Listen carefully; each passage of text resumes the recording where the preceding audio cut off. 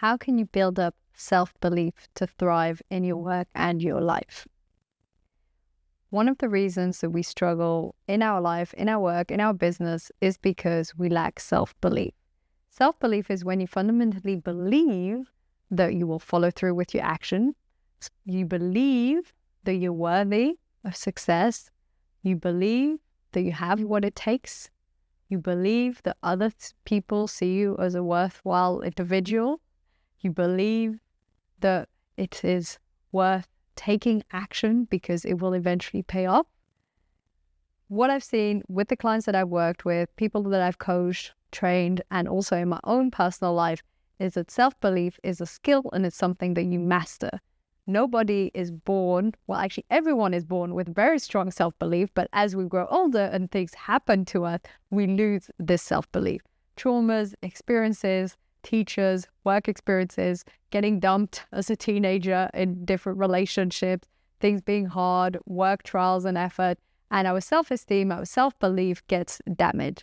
I have struggled tremendously throughout the years with things like imposter syndrome, confidence building, self-esteem, self-belief, and people often think that that's not the case at all. A lot of the time people say, oh, but you come across as so confident. I would never have guessed you have imposter syndrome. But here's what I've seen. All the super successful, talented, amazing people that I've had the privilege of meeting or interviewing all struggled with imposter syndrome. And it's pretty healthy. I mean, even Stephen Butler talks about it. And he says how imposter syndrome sort of helps him to be humble and always learn and show up, because it really is just this feeling of inadequacy. But this feeling of inadequacy can either hold you back or it can support you. If it holds you back, it prevents you from taking any action. If it supports you, you see it as a fuel and a motivation to learn and to constantly be in a situation that makes you uncomfortable, because you know that that's when you're learning and growing. So how do you build this self-belief, and why is it so important? So it's fundamental, because if you don't believe that you have what it takes, or if you don't believe that you are worthy of that success or that happiness or that joy, you won't take the actions, and then you're not fulfilled and satisfied in life. I would actually go as far as to say that it's probably the number one ingredient that determines how you show up in the world. If deep down you don't really believe either that you have what it takes or that you deserve it, then you don't show up. Now, a lot of people have maybe one. They think maybe they have what it takes, but they don't really believe deep down that they deserve it. That's a very, very common sort of self-esteem, self-belief way of thinking. Now, that won't support you, because if deep down you think you know that you have what it takes to grow a successful business, you don't really believe that you deserve it, you won't take the actions to get that. And it makes me very sad when I think about this, not only to see my own self-sabotage in my own life and business, but also with my clients and friends and family members, and seeing like how we stop ourselves and how we prevent our own potential because we don't really believe that we're worthy. And this is extremely common. So don't think you're that special if you're struggling with self-esteem or self-belief issues.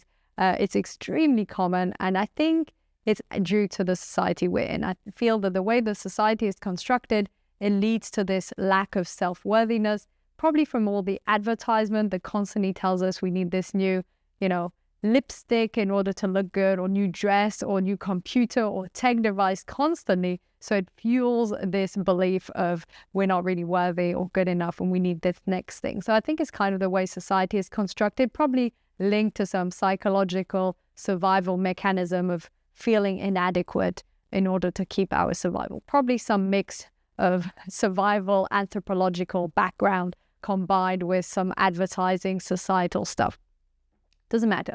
Main thing is most people have this, okay, now what do we do about it? So most people feel like I don't really deserve this, or I'm not very good, I won't manage anyway.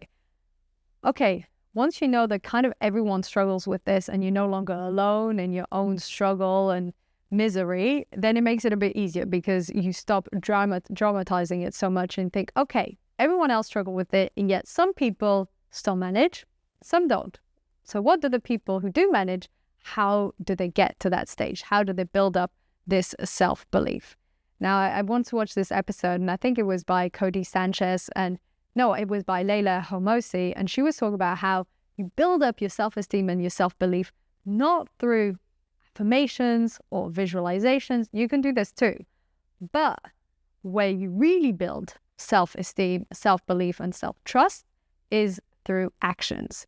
You need proof. You need to seek evidence and proof that you're actually showing up. The more proof you gather, the more you start to believe it, and the more confident you come across. The reason many people say that I come across as confident is only I've put in the reps. I've showed up on a lot of speaking stages, on a lot of podcasts, on a lot of blog articles, on a lot of LinkedIn posts, on a lot of coaching calls. And after a while, you've done it so often that your brain thinks, okay, I might not fully believe you're worthy. I might not always fully believe you're capable, imposter syndrome. But come on, we've done this 100 times or 1,000 times or God knows how many times. Probably we've got it this time. So the more often you put in the reps, the more you build up that self-trust and that self-belief. And this will fuel you in moments of doubts, in moments where you're really uncomfortable, huge discomfort, in moments where you're doing something totally out of your comfort zone or totally different or huge like next level up. So for instance, in my case, if I've spoken on stages in front of 1,000 people, maybe it would be like 10,000 people or 100,000 people. And then that would be, a big shift. But if you've done it loads of time in front of 1,000 people, then probably 10,000 or 100,000, it probably doesn't actually look that different, to be honest. You can't really tell the size of the crowd. So then it becomes so much easier. See, because you do it once, twice, 10 times, and then it just becomes easier. Talking in front of a camera wasn't particularly, easy at first, but then you do it lots of times. And after, a few hundred times, you hope that you're a little more comfortable than at ease speaking in front of a camera. All these things, just practice. You're just training your brain and proving to yourself you can do it. Now, it's perfectly natural to have imposter syndrome and be scared when you begin because it's new and it's out of your comfort zone. And it's kind of natural also to have it after a few hundred reps, but it becomes different. The relationship with the imposter in you becomes different because the imposter is saying, I can't possibly do it, or I'm not good at this, or I haven't managed this. But then you've got a ton of proof. You've got all the proof. Got all the episodes you've already filmed, or all the stages you've spoken on, or the people you've coached, or whatever it is. Now, you don't have this when you begin. And that's why when you begin, it's a leap of faith. When you begin, you're practicing courage. When you begin, you're showing up. Maybe you tune in your alter ego, which is sort of that vision of yourself, maybe your future self, and you tune in. I used to do this on sales calls or coaching calls. I would just call the future self and be like, okay, how would the future Katie respond? And I imagined her to be really humble, really wise, calm, confident. I would just channel her an answer like that. And you can also channel someone you look up to. So if you find someone is really fantastic at a given task that you need to do, such as speak on stage or close a sales call, you can just channel that person. That also works. So in the beginning, when you're building up your confidence, the whole fake it till you make it, you channel. You can also do this later. By the way, you could also do this after a few hundred times or 1,000 times. But by then you don't need to do it as much because you managed before and you have proof that you've succeeded before. So if you succeeded before, you can succeed again. You're just channeling your previous self who's managed, and then your future self if you want the alter ego. So this is how you build up your self-belief. You build up your self-belief through taking action and through tracking your progress. I've spoken multiple times about the fact that I have this Katie Wins channel on my WhatsApp. I diligently keep track of it. So every single time I get a positive comment, a coaching client that's really happy, a speaking gig, compliment someone speaking to me afterwards, I literally lock myself in the bathroom and write all the positive comments one after the next. Now, I know this sounds a bit crazy, but if you struggled also with self-belief or self-esteem or confidence issues or imposter syndrome, you'll know that there are moments where we have crises. There are moments where we stop believing in ourselves or that it's possible or that we are worth it or that we deserve it. And these can be moments where you're really, really struggling, or they can be moments where you're doing really, really well. It doesn't really matter. If you're really, really struggling, your brain is just telling you you're rubbish anyway. And if you're really succeeding, it's saying, oh, you don't deserve it. You're not really that good. How come you're getting paid so much or you can do that? And it freaks out the same. Now, if you've got this log of proof, you can just pause and just reread it. And what will happen is the brain will calm down. It will say, look, you might not feel deep down that you're worthy or adequate or all that rubbish. But look, what that person said, and look the impact you had on that person's life, and look what that person shared with you after you gave that workshop. And all these comments, all these moments, you can also just track a certain action you took, a bold action you did outside your comfort zone, or how you showed up for yourself in your own life. Track the consistency, and then you go, all right, yeah, I have managed before. I have made an impact. That does actually matter. I can probably still do it. Confidence is something you build.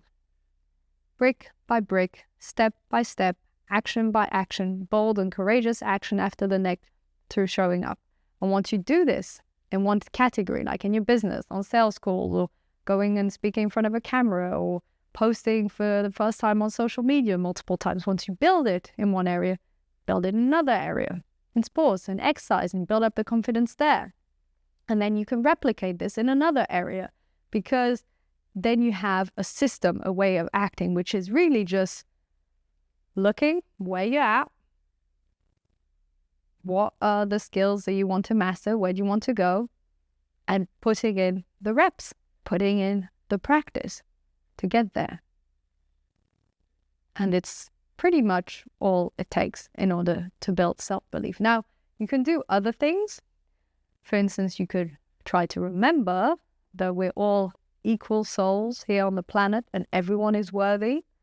You can try and do that. That's pretty good. But the thing is, often in moments where we have confidence crisis, we forget these things, because the truth is, of course, everyone is worthy and everyone is adequate, and it doesn't actually mean anything. It's just a feeling, because we're all sort of equal and adequate and valid. But that generally isn't enough when we're having a confidence crisis or an imposter syndrome, because we think that we need proof and tangible proof. And the truth is also equally that no one is worthy. So it's a bit of a paradox. Everyone is worthy of everything, but also no one is worthy, as in there is no specific reason why one person should become a millionaire or billionaire versus another person. That person doesn't really have anything more special. So when that person starts to do very well and be very successful, they can have a bit of this guilt symptom of, oh, why me? I don't really deserve it. And what about all the other people? Truth is, everyone's unworthy, and some people at one point put in certain reps that lead to certain results, and then they get there. No point in feeling guilty either. This is basically saying, if you're really struggling and you're at a really low point in your life, that's okay. And then we build it up step by step, brick by brick. We build up the self-belief. But equally, if you're doing super well and you're just feeling all this guilt and feeling like maybe you don't deserve it or all this weird stuff, that's also okay. Because it just means that those states are also uncomfortable. When we're in a place of discomfort, whether it's at a very low point or a very high point, our thermometer isn't quite adjusting or adapting, and then we have all this like imposter thing or guilt thing, and all these things show up. Build the self-belief by taking the reps, by remembering that we're all worthy. We just take the actions, we show up with kindness and calmness and compassion for ourselves and for other people in the world, and we build in rep by rep, confident by confident. We do the reps. And it's when you show up that then that self-belief goes up. If you look at, for instance, one key area in your life, when you work, that you feel more confident about, what's different about that area compared to the other area? Put in more reps. You've done it more often.